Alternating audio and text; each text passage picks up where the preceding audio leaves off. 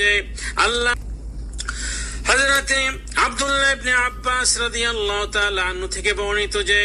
আল্লাহর প্রিয় নবী জনাবে মুহাম্মদুর রাসূলুল্লাহ সাল্লাল্লাহু আলাইহি ওয়াসাল্লাম তিনি ইরশাদ করেছেন, নবীজি বলেছেন, এমন দুইটি চক্ষু আছে যাকে কোনো জাহান্নামের আগুন স্পর্শ করবে না, জাহান্নামের আগুন থেকে নিরাপদ থাকবে। ওই এর মধ্যে ওই চক্ষু দুইটির একটি চক্ষু হলো ওই একটি চক্ষু যেই চক্ষু আল্লাহর রাস্তায় পাহারাদারি করেছে, আর হলো ওই চক্ষু যেই চক্ষু আল্লাহর ভয়ে এই দুনিয়াতে ক্রন্দন করেছে। এই দুইটি চক্ষুর জন্য জাহান্নামের আগুন আল্লাহ তাআলা হারাম করে দিয়েছেন। সহিহ তিরমিজি শরীফের মধ্যে এই হাদিসটি এসেছে। হযরতে আব্দুল্লাহ ইবনে মাসউদ রাদিয়াল্লাহু তাআলা আনহু থেকে বর্ণিত যে আল্লাহর প্রিয় নবী